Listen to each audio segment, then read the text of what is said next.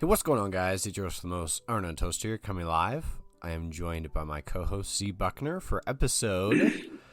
drumroll, please. Episode number... This guy is not prepared. Episode 16. Episode 16 of the Social Eclipse Wow. podcast, where Buck and I discuss deep philosophical questions about the meaning of life. I love that number. 16? Yeah, You want to know it's what like a lucky number, you know? Sure. It's when you get your driver's license, I guess. Pretty coll. Yeah. know What's your favorite number? 67. 67. Hey, you know that's the word. That's the word of the year. You know? That's right. You got to start using it if it's the word of the year. Yeah. All right, well, I guess first we have to review our questions from last time, huh? I always forget about that. Yeah. Now that I think about it, I don't know. Maybe viewers want to get straight into it, so maybe we shouldn't do that. But Okay, that's just how what were they? No All idea. right. It'd All right, probably let's take hop me into like it. at least 30 seconds to look it up, so. All right. All right, so hopefully you guys enjoyed last week's episode. Sorry, it's been a while. I've had some crazy things going on. But today we're going to be talking about something called the Pareto principle. Yeah. It is a principle that most people have probably heard of here and there, but don't know off the top of their heads. Basically, the Pareto principle is also known as the 80-20 rule. It's the idea that roughly 80% of effects come from 20% of causes. So you could see this in business, where 80% of sales can come from 20% of customers, or healthcare, where 80% of healthcare costs come from just 20% of patients. You could see this in work productivity, where maybe 80% of positive results come from only 20% of efforts. So we see this all over the place in human society, and probably maybe even in nature sometimes. I'm not exactly sure. But it's a popular thing amongst humans, so it begs the question, why do we see this principle everywhere? Why not 50-50 all over the place? Well, I'd like to hear your argument on 50-50 because I'm not sure what you're getting at there. Just by chance? Yeah, I mean, if you're doing Like 20 same as flipping a tasks in coin? a day, then it would make Yeah. sense for them all to have the same outcome than to have, 3 make a huge difference and then the other 17 not make much at all. Yeah, that's true. I remember when I first heard this, what's it called again? The Pareto principle. The Pareto principle. When I first heard it, I thought it was nonsense. I was like, that doesn't make any sense. You know, how can everything be like that? And of course, there's no like law of the universe that they all have to be that like that. But apparently, the studies have shown that it's at least a trend. It's at least worth talking about. Yeah, we could dive into why or perhaps why, but I don't know. Like if you're thinking it from a mathematical standpoint, you're right. Like why isn't it 50-50? It'd be just as much of a chance as any other ratio, right? Yeah. The reason I came across it in the first place is because I was reviewing a video that I watched a while ago about wealth inequality in the United States and how That's a doozy of a video. it is. I think it's like the top 1% has more wealth than the bottom 40% or something insane like that. So obviously that 40% of the nation's wealth are in the top 1%. yeah, something like that. Yeah. So it's not exactly the 80-20 rule, but it goes to show that throughout human society, you're going to have a small number of people holding a greater amount of wealth, greater amount of power, greater amount of influence. So it begs the question, like, is it, first of all, why is it taking place? And second of all, is it like hurting humanity more so than helping it? It reminds me a little bit. it reminds me a little bit of like class projects in high school. I feel like if you were teamed up with your buddy for a class project and it's just the two of you, then yeah, usually you do like 50% of the work, right? But all of a sudden you toss a third or a fourth guy in there, and it seems like it's not going to be everyone's doing 1/3 of the work or everyone's doing 1/4. It seems to really shift into 3 people are doing all the work, one person's being a slacker, or 2 people are doing all the work and 2 people are being a slacker. So it just doesn't really seem fair, in my opinion. No, but we all know life isn't fair. I think you're hitting on a point that I was going to make. I think inequality is kind of a factor. It's an inevitability. And the reason being, if we're talking about pure power, you use the example of monetary, income or whatever it was in the United States. The reason I think it's so inversely proportionate is because the people at the top have the power to keep it that way. It's not like it's not all up to chance, right? Like there are people who are ensuring that is the way that it is. And for people that are at the bottom, there's not much they can do about that because they don't have that kind of power that the statistics are, inferring to. So the gap only widens.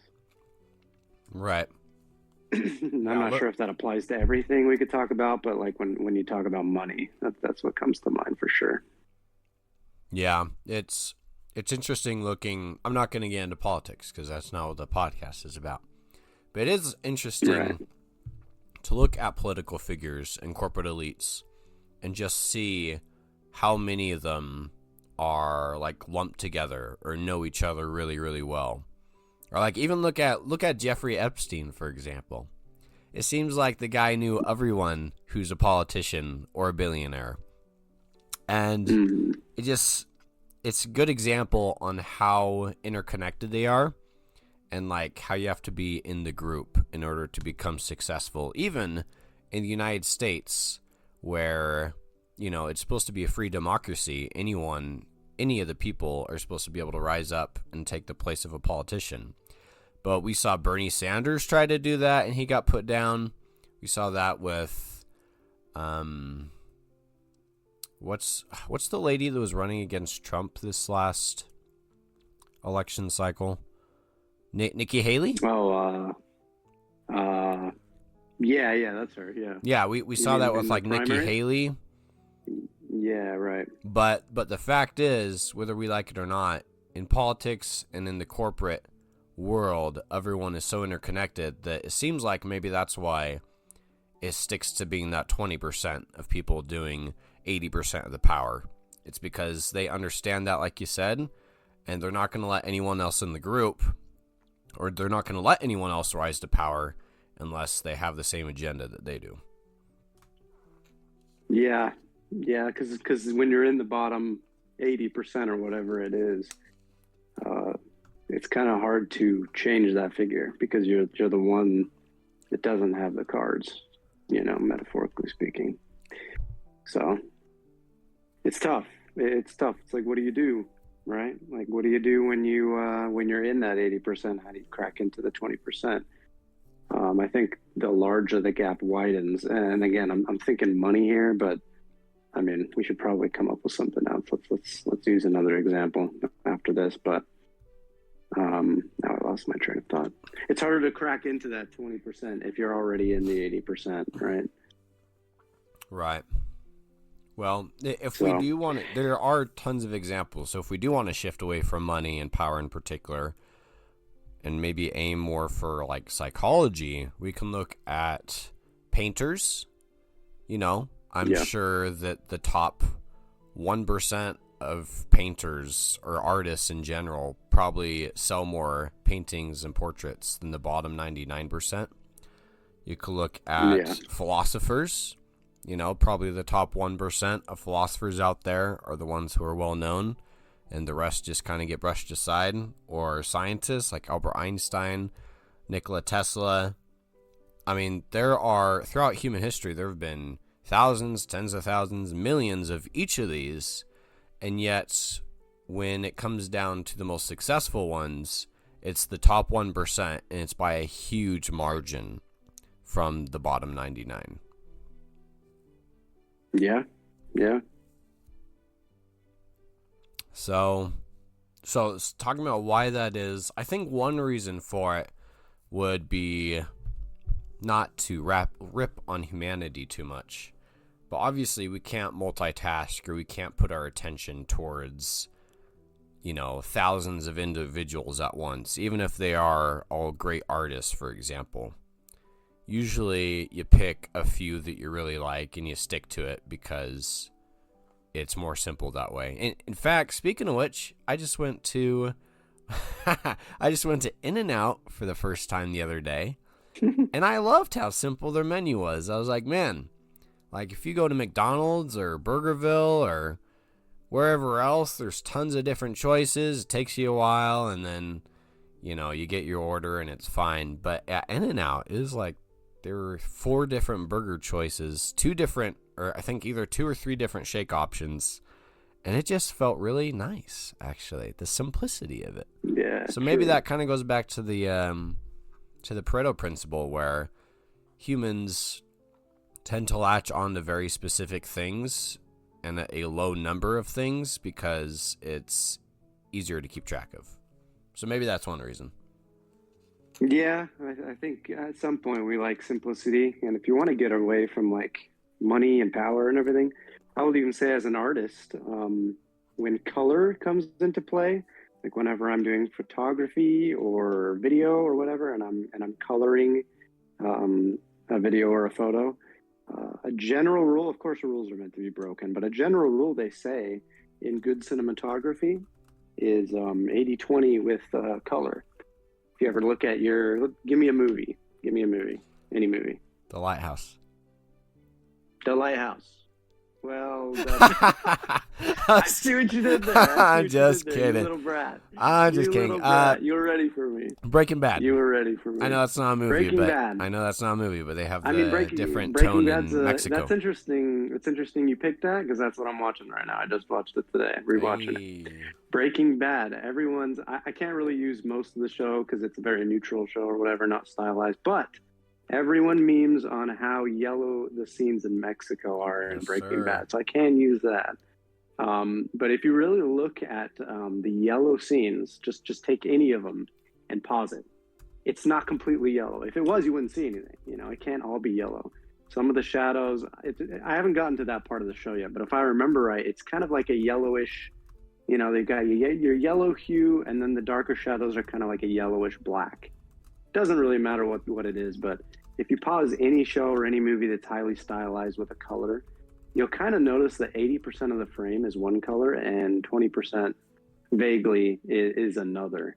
And that's a principle I use all the time. They say, if you want good composition, you want like a pleasing image, you put 80% of a color in and then 20% to kind of complement it, which is really interesting. It's all over different movies, like even The Matrix, you say super green, but it's actually kind of green and black, because of all the dark parts of the images. You don't really think about it because green is a prominent color, but there's something about our eye and the way our brain works that I don't know. We kind of we don't like everything to be overpowered by one thing. And if 20% of a little other accent is in there, our brains like it. It's the same way, if you got a house that's a certain color, but then maybe the accents stand out. Maybe, you got a dark house, but white accents every once in a while. People like that, but it's not overpowering, Mm-hmm. So, okay. Yeah. So it's not just a power thing. It's definitely something in our brains just likes the balance. Yeah. Yeah. That's a good example because, if I think about why I want to paint my house, obviously it's not going to be red and blue. It's going to be like white and then a little hints of something here or there. So that's a really good example. So yeah. I wonder if it kind of goes back to like making order out of chaos. Yeah. Just like we want to keep things organized so that way we can perceive it more easily, we can control it. You know what? That's what it's all about. That's what it comes back to. Control. Ooh, control. We're control freaks. Okay. Yeah. There's a little bit too much going on if everything's 50-50, but if it's 80-20, That's right. you know what you're dealing with. Yeah. We need the illusion that you never we're know. in control. Right. Because if it's 50-50, if anything's 50-50, then you don't know which way, if you're going to say it's going to change, okay, what's going to change? Which 50% is going to be more, which is less? Who knows? It's random.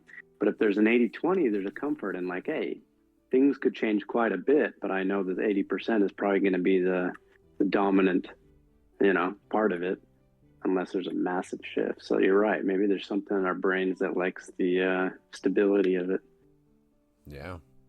So other than that, I'm wondering if it has anything to do with our tendency to focus like efforts unevenly and rewarding people disproportionately, or I wonder if that's like just kind of a second non-conscious effect that comes from looking for simplicity.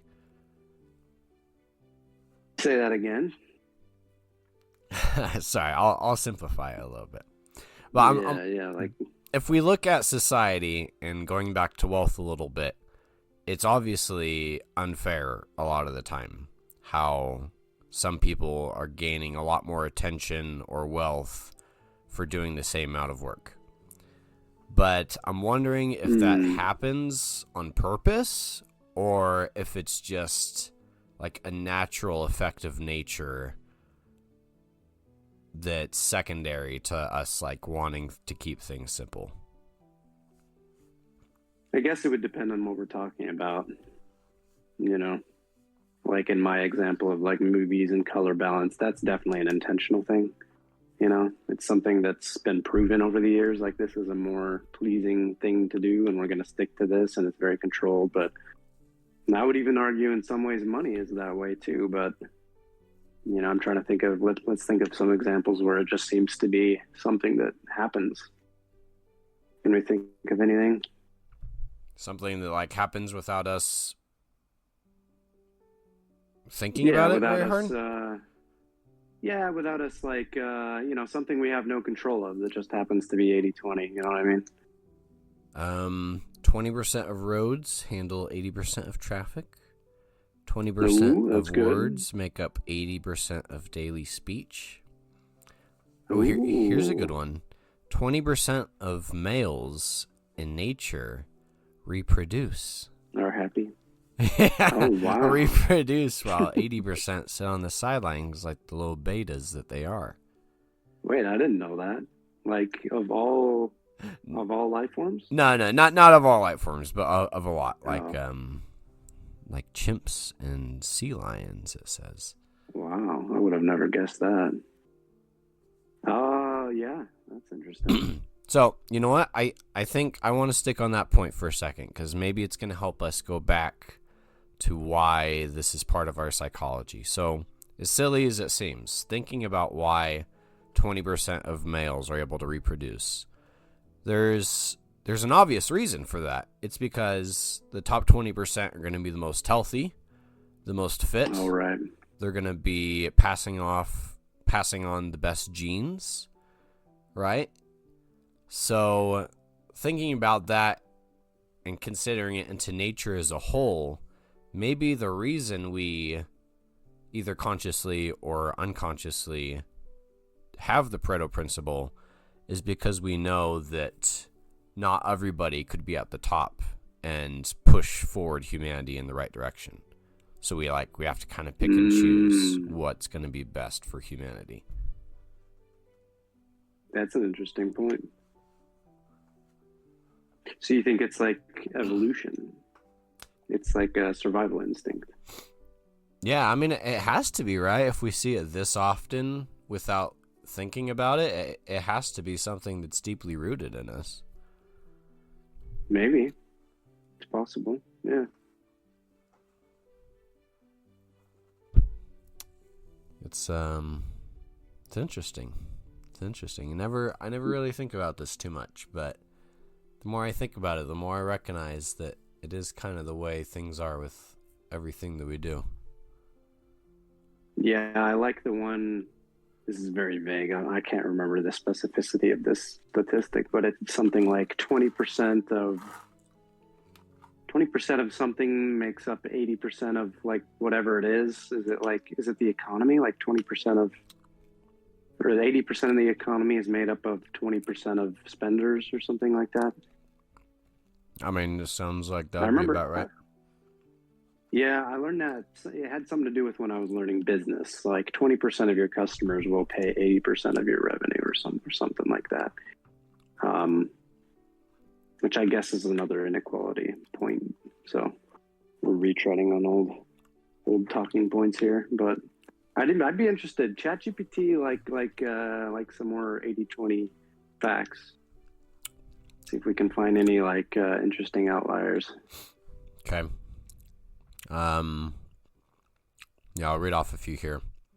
So in workplaces, 20% of employees create 80% of results. Ooh, On yeah. the internet, 20% of YouTube creators get 80% of the views. In relationships, oh, this is an interesting one. I wonder if this is a fact. In relationships, 20% of people bring 80% of our joy. 20% of people bring 80% of our joy? I don't even get that. So, what do you mean? I'm not sure. It doesn't give much context. Maybe what it's saying is like out of all the relationships we have, like with family, friends, coworkers, acquaintances, it's saying that only 20% of those people bring 80%, as in like our closest allies. That's what I'm assuming. That's really interesting. Yeah, that's really interesting. So, thinking about one of those, I've got a question. This could be a question at the end for you guys. Put it in the comments, but I really want to get Toe's thoughts on this. Please. So let's say either the 20% of joy or 80% of joy comes from 20% of people, or even better one for this question, 20% of the workforce makes up 80% of the work. Knowing statistics like that, is the other 80% that aren't putting in the work, the other 80% that aren't giving joy, is it a waste? Are people meant to see that figure and make changes? Can they make changes, or is it just a matter of, hey, we got to up our work? You know, if only 20% is going to give us a return on investment on whatever it might be, you know, we can't control that figure, but we control how big the 20% is by boosting the overall number. You know, the 100%, the overall population. Does that make sense? Mm-hmm. What do you do if you're like, say, a business owner and you're seeing statistics like this? Or maybe you're someone who sees that and wants to improve your life. You want to get more out of your friendships. What do? Do you get more friends? Do you change your strategy? What's the solution here? Yeah, that's a great question. I'm sure that is something that larger companies like research probably. Like maybe if you look into their HR department, or if they're big enough, they have a research department. They probably see this all the time. So that's a great question. I think the first answer for me would be like take the scenario of what would happen if you did take away 80%, and you'd be like, oh, well, obviously we're going to be saving a lot more money. But I wonder if that 20% would just become a lot less competitive, right? Maybe it's necessary for that whole 100% to exist in order for that top 20% to be working as hard as they are, or to be as successful as they are. Because all of a sudden, if you take a company with 100 employees in it and you fire everyone but the top 20, then are they really going to feel like they're at the top anymore? Or are they suddenly just average because now those 20 employees are all doing great, you know? True. It's true. So I'm wondering if part of it is it about competition? Yeah, that's what I'm thinking. Maybe part of it's about competition, like wanting to stay at the top makes these employees work hard and do better. Bingo. And now we are a pro-capitalist, anti-socialist podcast. late stage capitalism. Right. That is interesting. And I think, I'm not sure competition is the only answer, but I do kind of, I see I see merit to the idea that, hey, if you get rid of the 80%, that 20% isn't like, 100% as effective as it was anymore. It's probably still 20%, maybe more, right? Because you're starting from a good pool, but it's probably still going to be, around there. And it's just a smaller number because you took away, your population size is now smaller. I'm forgetting all the scientific terms, but I think you get me. Yeah, and yeah, go ahead. And I'm assuming there's some sort of threshold for all these companies that follow this, because obviously if your bottom 80% are doing absolutely nothing and your top 20% are doing everything, then yeah, some people are going to get fired for sure. And that's where turnover comes in, where sometimes you have to fire employees, hire new people on, and try to make sure that they're working, harder than the last people were, at least. But I wonder if even with that cycle of like firing bad employees and hiring good employees, I wonder if that 20-80 principle still exists, or if you continuously did that for years and effectively, if it eventually would become like everyone flattens out. Well, I'll tell you what I think companies believe. I think they believe the latter. We're like, hey, let's say a company is running for 5 years, they never make layoffs, and then they notice, hey, 20% of our workforce, 80% of the work that's being done. They'll make the layoffs, right? Not sure they'll go rid of 80%, but they'll probably skim some of the 80% and keep the 20%. And let's say positive outlook for them, the 20% rises, right? Because they've got less employees. Maybe the 20% is now 25 or 30 and so on. Maybe every year they make a couple more cuts and they get a little bit more effective. I think that's what they want. And I do think that's what happens. Realistically, in real life, you hear about layoffs. Amazon just had a huge bunch of layoffs. I think it was couple thousand workers, something like that. That's probably what they're doing. They're trying to, not probably, it is, it's what they're doing. They're trying to increase that 20% or whatever it is. So, I'm not going to pretend I'm smarter than Amazon. It must work somehow, but it definitely sucks because for the rest of us that are in that 80%, and it is the majority of us, you don't know if you're a part of that chopping block. You don't know.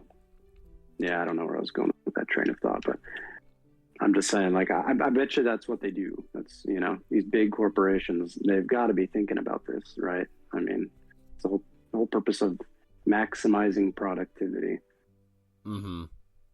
Yeah.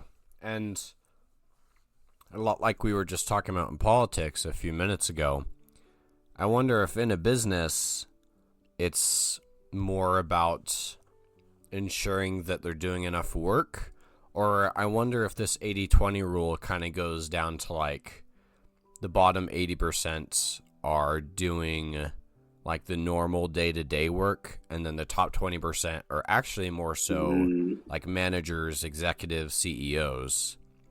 So I wonder how that plays out in terms of how much work is being done, because maybe we're not looking at this from the right angle, or maybe we are, and it's just another perspective.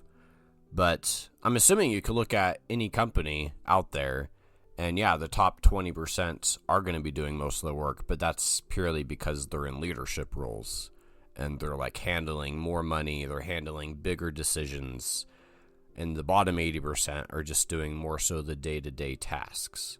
So maybe that's why it's a big part of business, actually, is because you need that 80%, even though it doesn't seem like they're doing that much.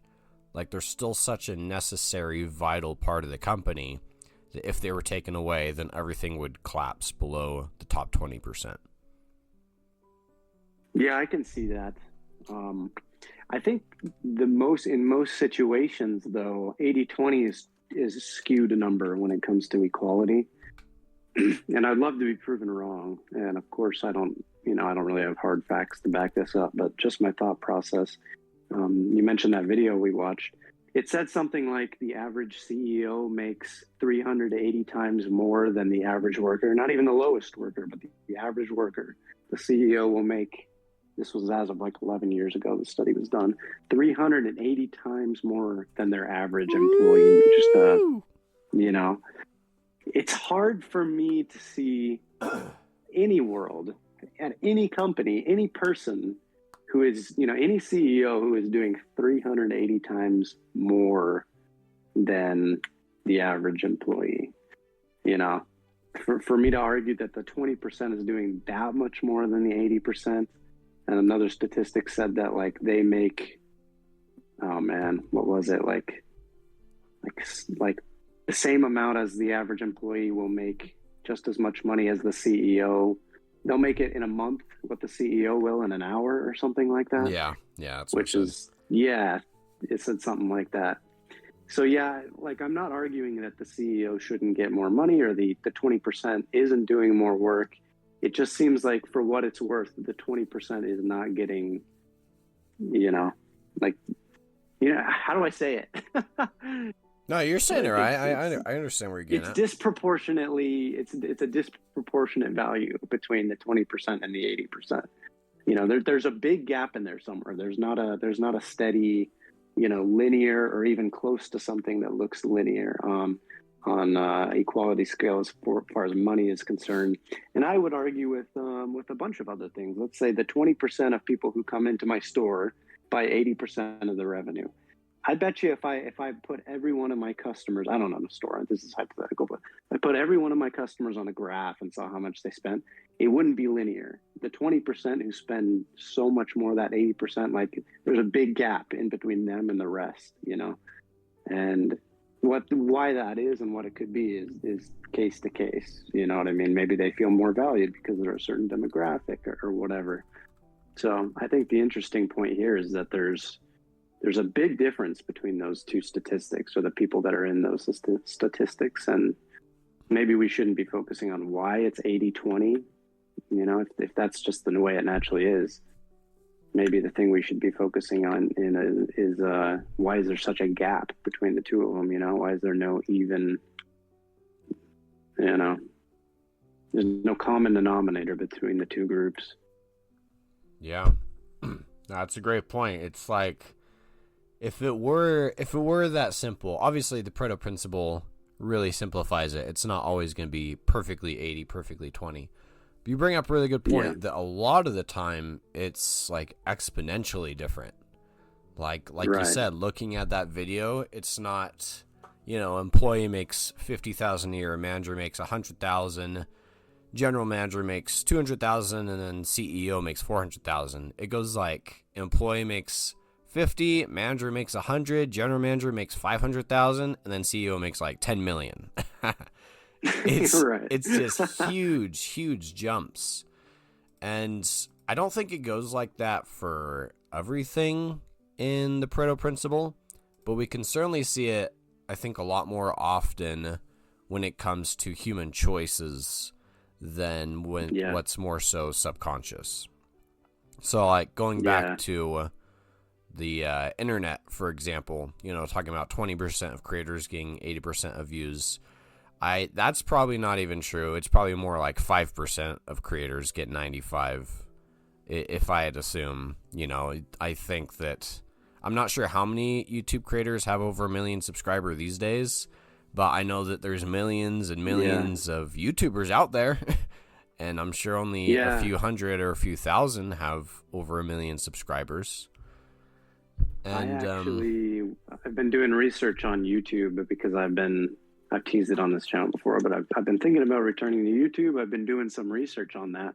I saw a study just yesterday. It's a pretty new study, and it had the statistics. I think it was done by Google, and it said something like, I think it's the top 5. It's not 20. I think it's the top 5% take up like 90-something% of viewership, which is crazy. That's crazy, Yeah. And it's mostly skewed by these YouTubers that are getting millions and millions of views, Right. And so there has to be some choice from our perspective in that, whether it's fair or not. Hmm. I mean, there's something in us that's telling us like, hey, if there's someone at the very top of something, then maybe not just for simplicity's sake should you follow them or place your resources and your energy towards them, but maybe it's also part of like the best bang for your buck, or the safest route. Mm. Because why would you go with Yeah. someone who's in the bottom 50% when you could pick the person at the top 1% and know that Yeah. your energy and your money is going to be safe because it's been proven over time? Yeah, that's true. I mean, there's a reason some YouTubers will get millions of views, and some YouTubers who make the exact same video only have like, 5,000 or whatever. And if you were to look up a tutorial on like, how do I fix my sink, and you see those two statistics, you're definitely going to click on the one that has the millions, right? So I do think, I think we naturally gravitate towards higher figures because, not to say we're sheep, but Oh, we're sheep, Buck. maybe we trust. Yeah, I mean, let's say we're sheep. Hey, I think there's power in people in the crowd. There's power in a crowd, right? If most people like this, so will I. I mean, how often do you try a restaurant? Oh, I'll give you another figure. I'm pulling this out of my butt, but I bet you 20%, I bet you 80% of what we consume, like let's say Americans, 80% of the food we consume is probably like the big fast food chains, McDonald's, Wendy's, In-N-Out. I bet you only 20% of what we consume when we go out to eat is like, sit down, nice, you know what I mean? Like private places that aren't big chains or whatever. And certainly I think everybody would agree that those private sit down places are more often than not better food. I mean, I don't think anybody's going to be debating that. But what do we do when we go outside? And it's not just because of price. It's because of, number one, convenience, but it's because we know what we're getting when we go to McDonald's, right? We don't know what we're getting when we're going to this place down the street that, might be a cool looking, mom and pop store, but there's power in a crowd, McDonald's is popular, so why not go to McDonald's? It works. We are sheep. And we go to the rest of the sheep go. You know what I mean? Yeah. No, I think we should definitely do another episode on that topic. That's actually another one that I need to add to the list that I've been thinking of a little bit, is like cases of mass hysteria, or there's something called riot think, I think is what it's called. It's basically wherever people get together for a protest. If things start to get out of control, people will act more illogical because they're in a crowd, right, than if they would if they were like with a coworker. So that would probably make a really good episode, because we could go on forever about that, about just like the difference between individualism and groupthink is absolutely huge. Yeah, that's a great episode idea. We should totally do that. But I think it plays big into this 80-20 statistic thing. And maybe the top 20% or whatever, maybe they take advantage of that. Maybe maybe it's a marketing technique. Yeah, I mean, people complain about this sort of stuff all the time, but it never really changes. And part of that is probably because the people at the top have the power and the resources to keep it that way. But I'm willing to bet you another part of it is just because, like, people aren't willing to rise up and make sacrifices needed to overthrow the top 20% unless things get really, really bad. Like, I don't know, man. I kind of agree with you, but in some cases, I think things do get really, really bad, and I don't think anything happens because of it. I mean, if you look at that inequality chart that we both saw this morning or yesterday or whatever it was, I mean, that was bad. That's pretty bad. Right. So I would argue maybe it's just what, I feel like, in that case, maybe people just aren't aware. One of the other charts in that video was, here's what people think, here's what the surveys were, and even those ones weren't even close to the reality. So I would argue it's a question of knowledge in any of these situations. Maybe if we were aware that 20% was making up 80% of whatever it is, maybe we would change it if the 80% didn't like it. Yeah. I'm not sure. No, that's a good point. It's probably lack of education. I bet if everyone had seen that video and I mean, this is obviously hypothetical, but let's say everyone in America was required to watch that video and come together in groups and talk about it. I bet you anything we would have major policy changes over the next 3 to 6 months, regardless of party, regardless of where in the wealth hierarchy you are, unless you're in like the top 1%, because it was absolutely ridiculous seeing how large the wealth gap actually is. And, right. Yeah, and what people thought it was to what it actually was absolutely huge. And looking at the Pareto principle as a whole, we know that the bottom 80% have the power to make changes because they're 80% of the population, right? Even if the people at the top do have lots of power and guards or an army, it's never going to be enough to overcome the masses of the people who can overrun if they so choose to do so.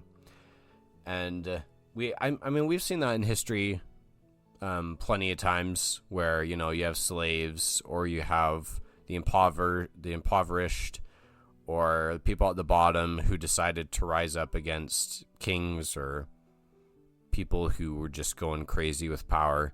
But again, I think it really comes down to, like you said, it comes down to being educated enough to recognize that you are being way mistreated as compared to the people at the top. But it also comes down to whether you want to make the sacrifices necessary to actually overthrow that top 20%. Because in America today, you could say that things are bad. You could say that things are unfair, and sometimes they are, but who's going to put forth the effort of not showing up to their job the next day and instead doing something like a protest or campaigning for a politician?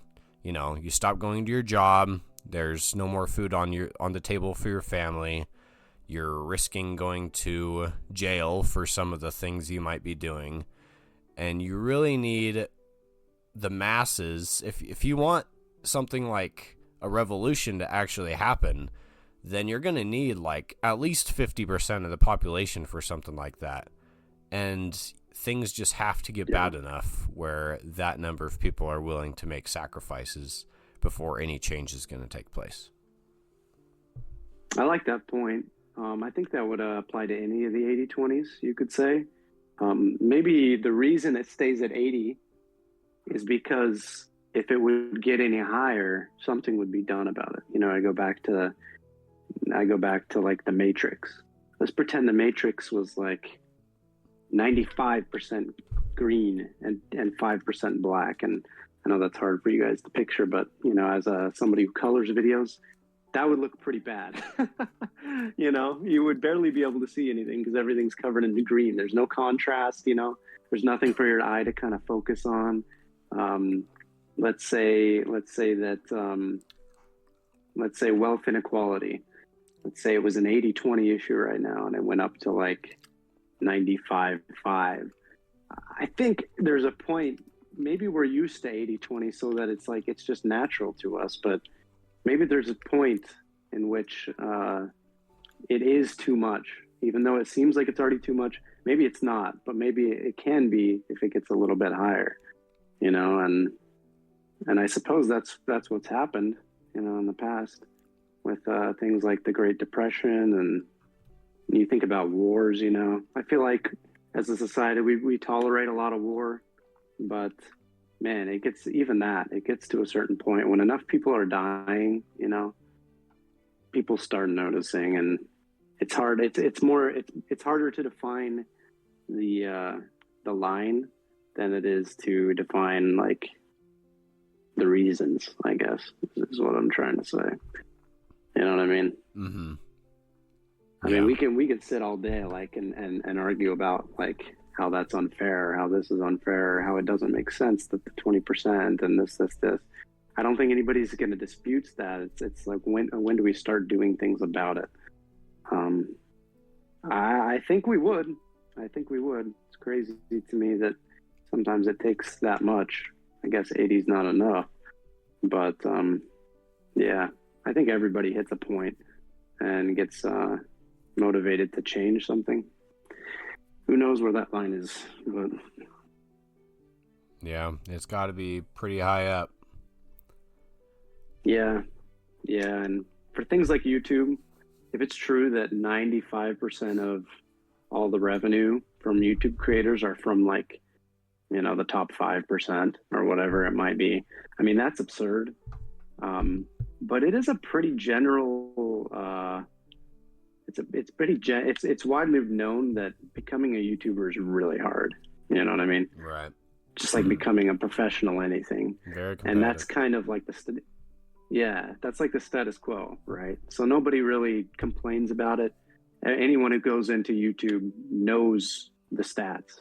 You know, they know what they're getting into. So I think it's a matter of status quo. It's a matter of what's the status quo? Can it be changed? Probably not. You know, then I guess we accept it and deal with it. Yeah. And so we've talked a lot about why the Pareto principle is a thing. And now we're starting to dive into whether it's going to help us or hinder us. So obviously it's unfair. It's not equal in a lot of circumstances, especially when it comes to like economic impact. But now we have to ask ourselves, is it better this way? Like, should we change it? It's a good question. And I don't know, you always get wary of people who are telling you, you can reach the top 20%, you know? I'm trying to build a business. If anybody doesn't know that about me, I've been trying to build a business just over a year now. I can't tell you how many courses I've seen on YouTube, you know, or even just videos that are trying to sell something, right? This is how you make it. This is how this is how you be successful at this. This is how you get these many clients. This is how you get this much money a month. I am so desensitized to that kind of stuff now. You know what I mean? That it's like, okay, like this is just the way it is. Everybody's trying to sell it like it's, you know, if it was that easy, then it wouldn't be 20%. You know what I mean? Like everybody be doing this. So I'm not sure if it's like inherently wrong. It does kind of just seem like the way things are. And unfortunately for the 80%, it just kind of does feel like a game of, hey, can I make it? Right? Everybody talks about making it big. I made it big.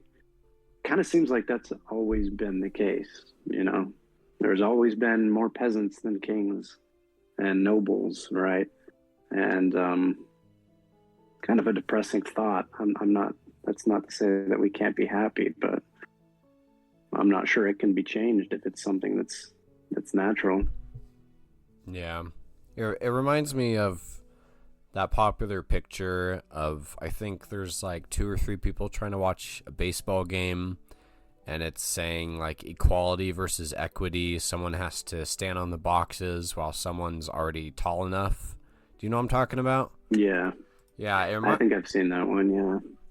Yeah, it reminds me of that. It's like we have to ask ourselves, yeah, maybe not everything is fair. Maybe not everything is equal. But, like, would it be fair to make everything equal? Would it be fair to give everyone the same amount of money, even if some people work harder than others? Or going back to, like, the alpha male in nature sort of thing, would it be best for nature if they all reproduced, or is it better if the top 20% continues to reproduce? It's that there are things when it comes down to competitiveness that we talked about this a little bit in like our outer space and alien episode, where like part of being not only human but a life form is being competitive, because as long as you're competitive enough, then you're the one getting the resources and you're the one who's able to reproduce and grow and be successful. So if we were to take all that away and suddenly we're in a society where everyone is the exact same, then maybe we would start regressing a little bit more than we would be progressing. Yeah. I also think that I'm not sure any philosopher could come up with the perfect ratio, right, of equality. Well, yeah, I'll just leave it at that. Like, nobody's going to come up with the perfect ratio of equality. And I'm not sure that everybody getting the same amount of money or the same amount of choices or the same amount of this or the same amount of that is, number one, impossible. But I'm not sure it's the answer, right? Because we need to be competitive. We need, that's very important. I think maybe we don't have enough nuance when it comes to things like this. It's either one or the other, right? We have to be completely equal, or we have to just let things take their natural course. We have to, we can't touch the inequality. We can't do anything about it. So maybe it's a case of we're just not doing enough about it, or we don't know what to do. Because there's no answer. It seems like there's no answer, and because of that, we're paralyzed. We're paralyzed, and we won't do anything, or we disagree about what to do because there is no answer, which is a very dangerous pitfall to get into, especially when it comes to philosophical ideas and social issues. Yeah. Well, let's talk about that a little bit. So, for the sake of argument, let's say that the people as a whole decided that we did want change, that we did want to get rid of the Pareto principle, and we wanted things to be more equal all across the board. Like, how would we do that? And I guess that's a little bit easier to say in terms of like government, because you'd pass certain laws, policies, politicians would make certain changes, so it'd be a little bit easier to frame it that way, hypothetically at least. But what about thing like going back to the artist example? How would we make it so that every artist had an equal chance and equal exposure to the masses, rather than the top 20% getting 80% of exposure? Like, I don't understand if there is any possible way to do that. Yeah, it would certainly require someone being powerful enough to make change in whatever the situation is. That would be number one. Number two, it would require a general agreement. Well, I guess not a general agreement, but whoever is in power needs to recognize that there's something wrong. You take it back to my photography idea. If one color overpowers another color in an image, I have to recognize that's what needs to be changed. I can't make a better video if I don't know what's wrong with the videos, obviously. So someone needs to be in power. Someone has to realize that there's a problem. And after that, like I said, there is no one answer. It's very hard. It's very difficult, which is probably why we haven't reached that point, because nobody will agree. Nobody will. I find it hard to find a situation where everyone would be happy. You know what I mean? At some point, you're making someone unhappy. If you're boosting the 20%, or if you're boosting the 80%, the 20% is going to be like, "What's up?" Mm-hmm. So, is it a democracy? If so, the 80%, let's say they all agree that there needs to be more equality and they want more of the say, then if we're talking democracy here, then that's what's going to happen, right? So is it about what the majority wants, or is it, you can't really argue what's most moral because who does that nowadays, right? Amen. But yeah, that's a very good question. Very good question. We could do a simulation. We could pick a particular topic and do our best to see how close we can get. Maybe we'll find out how hard it really is. What do you want to do? What do you want to do here?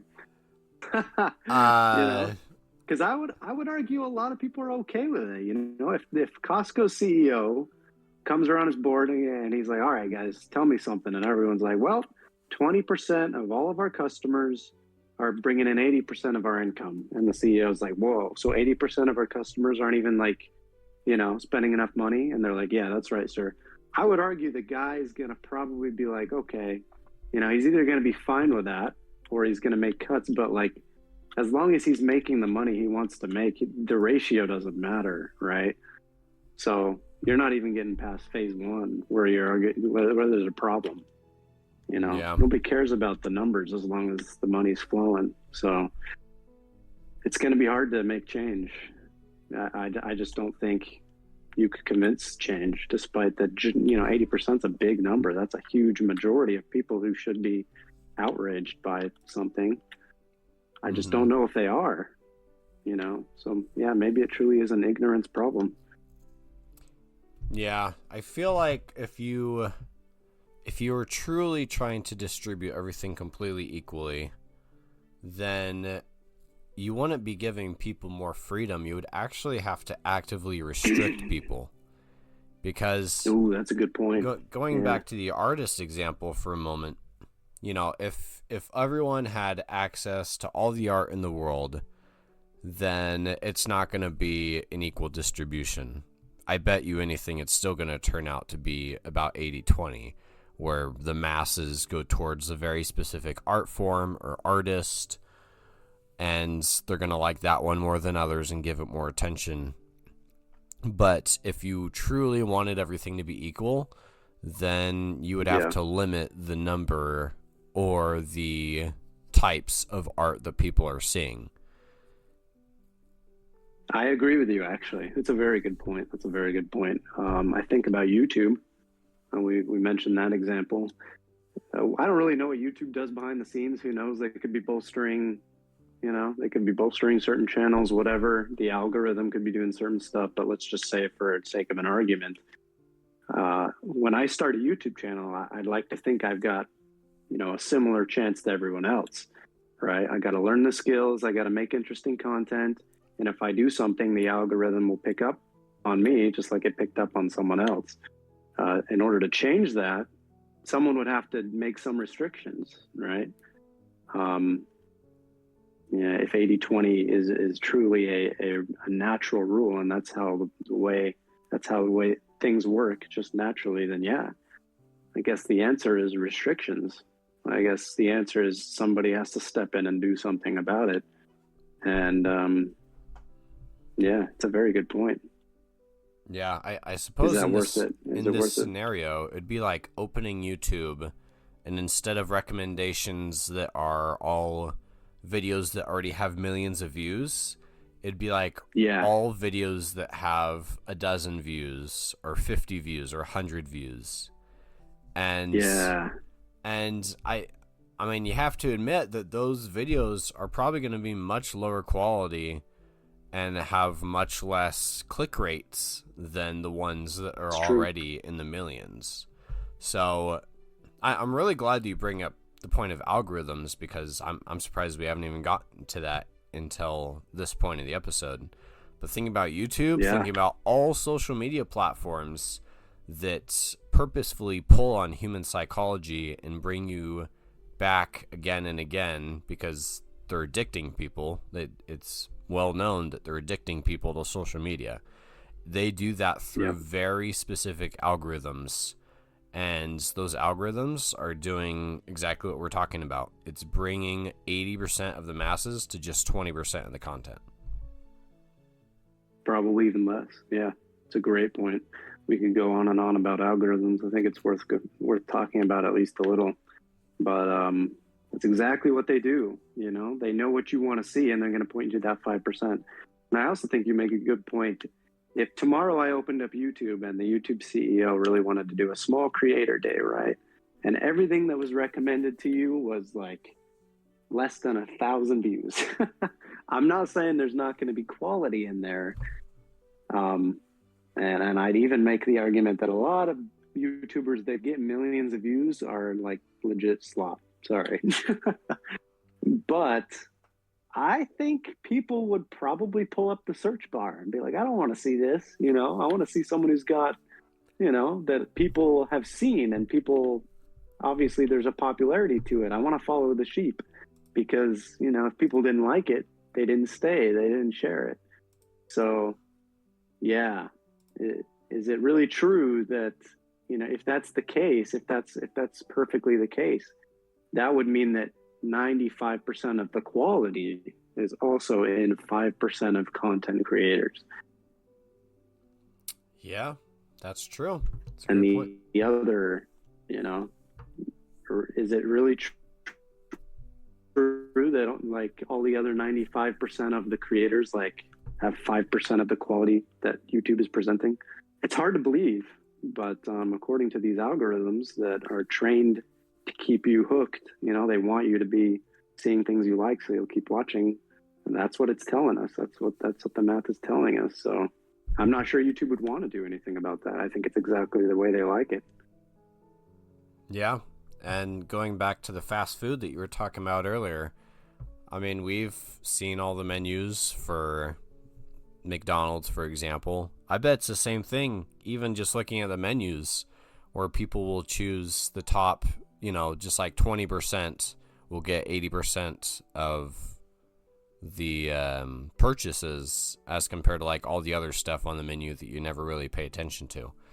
So there must be something, according to all these different giant companies that pour millions of dollars into research, there has to be something about this that is highly profitable, right? About keeping people like coming back for very specific things, these algorithms or these favorite fast food items, but also keeping other options open in case they decide to get addicted to something else. That's true. So I think, I'm taking away two things so far that we've kind of answered. Number one is we like simplicity. I guess that means we don't like unpredictability, We like what we like, and we don't like to venture out. Maybe that's a huge simplification, but that's where my brain's going. And number two, I just lost it. Help me. Number two is... so number one is consistency. Number two is like competitiveness. Yes. Maybe? No, I was thinking something. Oh, no. The masses. We trust other people. For some reason, if you wake up tomorrow and you hear the news that, I don't know, Chick-fil-A has a new sandwich and it's not chicken, it's meat, which they don't do. But let's say they finally did a hamburger at Chick-fil-A and the masses are loving it. Bro, what are you going to do? You're going to get up, you're going to go to Chick-fil-A and you're going to try it, There's something to the human psyche as far as being sheep. And I'd love to go to lengths at that in another episode. But I think those are maybe the two biggest points we've hit as far as why this 80-20 rule exists and why it works. Anything else? Any other summaries? Just going back to the competitiveness nature about it a little bit more. I would say number three is it's just part of our nature because whoever's in the top 20% are going to be the ones pushing things in the right direction while everyone else is just kind of average. And maybe that's just what's for the best. Yeah, and I think more than that, the 80% that is average, quote unquote, I think most of them are cool with that. You know what I mean? Right. I don't think there's enough of those. I don't think there's enough of those pool of people to make a substantial difference. Because if you did want to make a change, it's not like that's going to be you can't make a big change with a small amount of people who are like, hey, this isn't enough. it's got to be a pretty big movement, and history shows that's rare. It's not impossible. It happens. I'm not just talking about politically. I'm really talking about anything. But it seems like things like that are few and far between. The 80% is kind of content with it overall.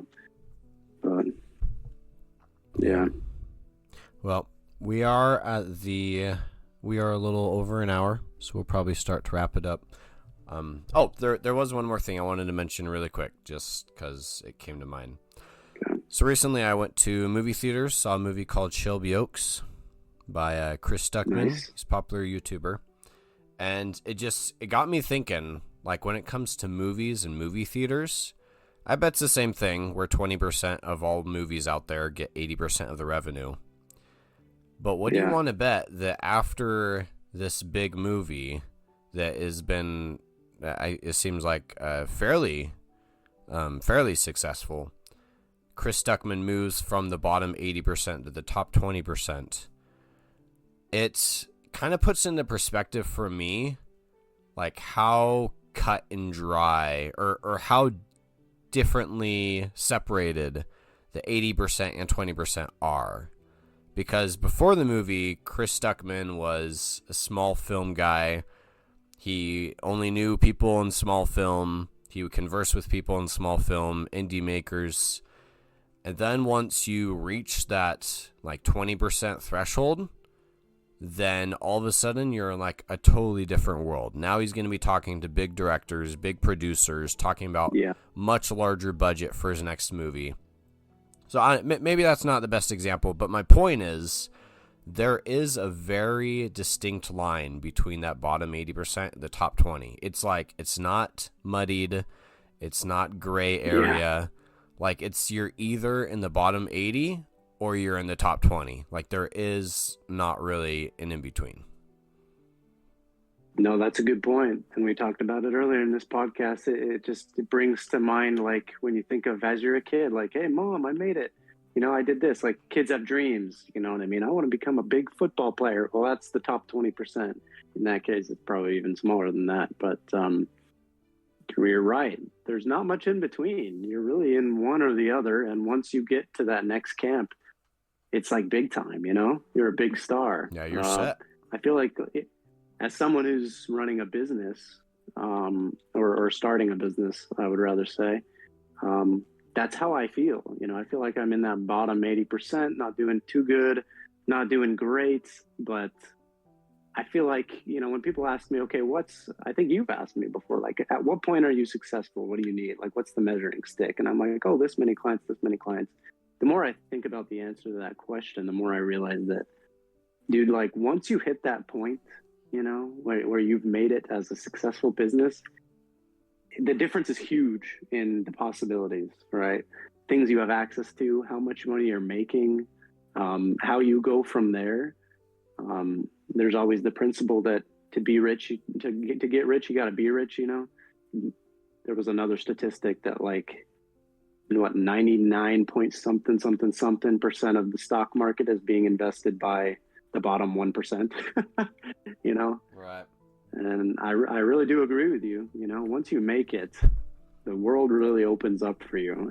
But you got to get to that point. There's really not much of a middle area where it's like, oh yeah, I'm doing pretty well. I'll get there. That certainly exists, but it's a pretty hard line. A lot of people just wake up one day and they're in that top 20%. I'm not saying they didn't work hard to get there. I'm just saying it's almost like a flip of the switch from what I've seen for a lot of these instances. Yeah. So my question, we always leave the audience with a question. Mm-hmm. As someone who's starting a business, I've been thinking a lot, like, how does this apply to my business? How can I leverage the 80-20 rule, to possibly help, what I'm doing? So my question would be, given what we've learned today and all these little different theories we've come up with, how do we use it to our advantage? Because surely it's not just a bad thing, right? How could we, maybe we can use it as a marketing tactic? How do we take advantage of the 80-20 rule when maybe it even seems like we're in that bottom 80%? That is a good question. We will leave that with the viewers unless you wanted me to answer it. Ooh, I want you to answer. Give it to me. Okay, this is just off the top of my head, so I'm not going to have a great answer, but my answer is if you can't beat them, join them.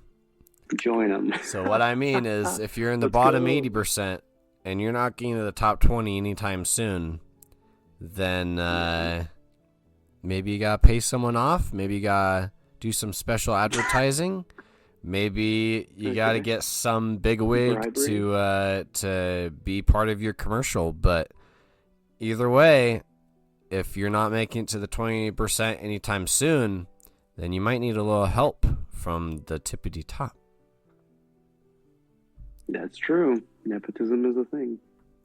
And if you need help, you can always have a bag of Skittles. Our sponsor today is Skittles. Thank you, Skittles, for sponsoring the episode. Yes, sir. Thank you so much for Skittles. Make sure you guys go check them out. Skittles.com. Use code Pareto. Code Pareto for 67% off. That's right. 67. For 80% off. oh, yes, sir. 80% off. For 80% off, but you only get 20% of the bag. That's right. All right. Awesome. Well, I think that was a good episode. I'm glad that we talked about that. Covered a lot of different points. Covered politics a little bit, economics, psychology. So, yeah, it was a good topic. I enjoyed it. Yeah. Well, we want to thank everyone out there for listening. Make sure you go check out our sponsor, Skills at Skills.com. Also, Z Buckner has Pinky promised that he will be getting back into YouTube. So make sure you go check out his channel, Z Buckner, on YouTube.com. Also, go check out his business. Sure. I don't know if you want to plug the name. I don't know if that's too much info, but feel free to. That. Maybe that's a good idea one of these days. Yeah. Okay. If anybody knows someone who needs a video, I'll fly anywhere you want me to fly. Ooh. Well, there we go. Just send us a DM. Yeah. All right. Well, thanks for joining me, Buck. We'll catch you guys in the next episode for the Social Eclipse podcast. Peace out. Bye-bye.